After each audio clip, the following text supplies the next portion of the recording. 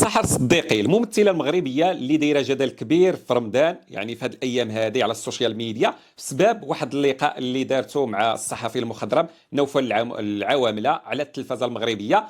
هذا الصحفي اللي معروف بالمهنيه ديالو، مثقف واعي، تيعرف يتكلم، كيدافع على القضايا ديال المغاربه. نعم، في اي مشكل وقع للمغاربه او ازمه تيخرج وكيتكلم، ما كيخاف ما والو الصراحه.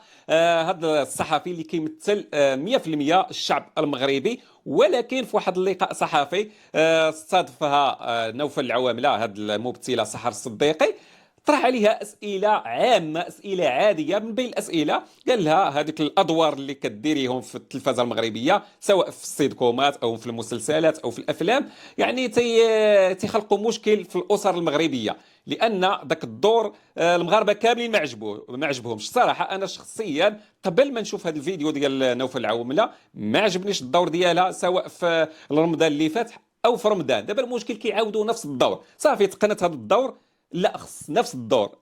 ضروري خص يكون الممثل مبدع. وعلاش حنا ضروري حنا خصنا نمثلوا المرأة المغربية بدور خايب؟ علاش ما نمثلوهاش بدور زوين؟ خصوصا تيجيو في واحد الفترة اللي تتكون واحد الذروة المشاهدة، المغاربة كاملين كيشوفوا. علاش ما يشوفوش واحد الحاجة اللي نقية، اللي تنور العقول، اللي تعطي واحد الصوره زوينه على المراه المغربيه؟ ضروري في هذه الوقيته ديال رمضان وفي الوقيته ديال الفطور اللي تيكون الاسره المغربيه كامله مجتمعه على المائده ديال الافطار، نتوما تعطيونا هذا الخامج هذا. ما بغيتش نقول شي كلمه واحده اخرى. برافو عليه نوفل العوامل الصراحه، يعني ما تكلم كلام عادي. قال لا، هي كان خصها تجاوبه. انايا تقنت هذا الدور، والمخرج هو اللي تيقول لي قومي بهذا الدور، ما تعطيونيش شي دور اخر. يعني تدافع على راسها. هي لا، قالت لك علاش يطرح عليا هذه الاسئله، علاش يتكلم معايا بهذه الطريقه. شي وحدين اللي دافعين وشي وحدين يعني بدات تتهموا واحد الاتهامات، واحد الصراحه. وانا جاني هذا اللقاء صحفي عادي، اسئله عاديه، خصوصا هذا الدور هذا اللي مثلاته في هذا السيت كوم هذا اللي مع الشعيبيه، مع ديك الممثله نسيت سميتها، اللي كانت قامت بالدور الشعيبيه مع كبور او مع حسن الفد. يعني جات تدير واحد الحركات بالشفاه ديالها، بالفم ديالها، واحد الطريقه مش، ما بغيتش نقول مشمئزه او ما زويناش، ما واحد الطريقه اقسم بالله ما تدخل لك لقلبك. يعني انت من خلال هذا التمثيل ديال هذا الدور، يعني انت ما بغيتش نقول تتكره، يعني ما تبقاش تبغي المرأة المغربية، تشوف فيها واحد الشوفة ناقصة. ما عرفتش كيفاش نتكلم، نختار الكلمات ديالي. ولكن راه الامور واضحة، راه النساء المغربيات الحرات براسهم ما عجبهمش هذا الدور هذا. الا دخلتي غير التعاليق على السوشيال ميديا، على التيك توك او يوتيوب، يعني كل شيء ضد هذا الدور. صافي انت كممثله قمتي بهذا الدور ونجحتي فيه، بارك اللي يجعل البركه، ماشي كل شهر، كل عام. يعني احنا شهر كاملين وحنا نبقاو نشوفوا هذه الشخصيه هذه؟ لا حول ولا قوه الا بالله. المهم بلا ما نطول عليكم، سمعوا شنو قالت. انت اللي غادي تسمح لراسك انك تعيط ليا في رمضان وانا صايمه ومخليه حياتي ومخليه شغلي، مخليه بنتي، مخليه الالتزامات ديالي، وجايه حتى لعندكم يعني ما وتطيح لي من الكرامه ديالي؟ هذا الشيء هذا لا يقبل. ياك ما سيد ضرب الطم، عارف راسو اش داير. قلت لهم هذا الانسان هذا غير مهني وداكشي هو ضرب الطم.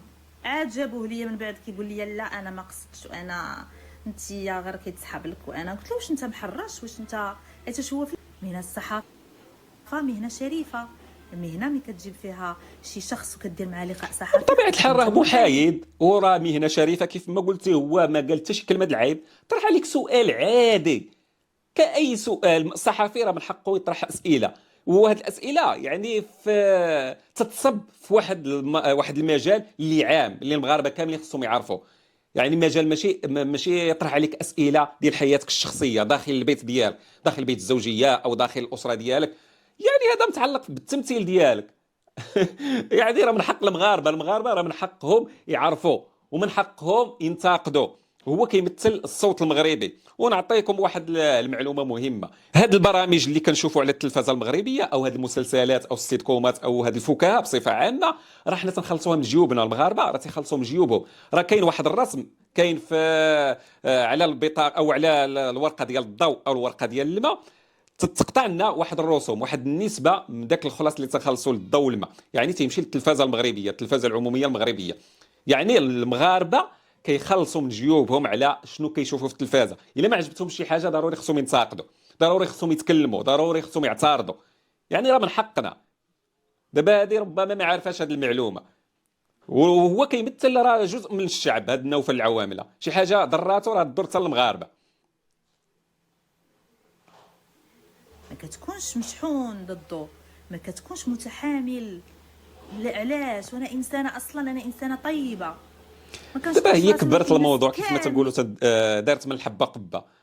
علاش متحامل وكيكبر الموضوع؟ اسئله عاديه، برنامج عادي يطرح عليك اسئله عاديه، كان خص يكون عندك قلب كبير وقشرتك واسعه كيف ما تنقولوا، وجاوبي على الاسئله. هذا عادي. ما فهمتش انا علاش. ودابا الغريب في الامر حتى داك المتابعين ديالها واللي كيبغيوها، او كيف ما تنقولوا حنا في السوشيال ميديا الجيش ديالها، يعني كيدافع عليها وكيهاجم في نوفل العوامله وما خصوش يدير وفعل ودار وتسرك بزاف. الصراحه ما انا الراي ديالي عادي، عادي هذا الشيء اللي وقع. هذا البرنامج اسئله عاديه، انتقاد عادي، وانتم اعطوني الاراء ديالكم. كيقولوا عليا نفس الشيء. ما كاين انسانه جميله وطيبه وراقيه وكنتعامل باسلوب وهي راقي، ما عارفينك كنجرحش. انسانه زوينه وجميله وراقيه وواعيه وطيبه، هادشي كامل فيك. هادشي كما تنقولوا هو عدز من هنا اللي شاكر راسه. ولكن واخا هكاك لا، صافي انت غير فيك هاد الخصال كامله، ما خصش بنادم ينتقدك ولا ينتقد داك العمل ديالك. من حقنا ننتقدوك، من حقنا لا ما عجبناش هذاك العمل نرفضوه كاع، نقدروا كاع نوصلوا لشي حاجه اكثر من هذا الشيء كاع، نمنعوك تشوف تباني في التلفازه مثلا على سبيل المثال. لان هذا الشيء راه من حقنا، من حق المغربي، الاسره المغربيه، الفرد المغربي، الزوج المغربي، الزوجه المغربيه، المراه المغربيه، من حقها يعني تنتقد اي حاجه شافتها ما مزياناش في التلفازه المغربيه. وهذا راه حقنا، كافلنا القانون.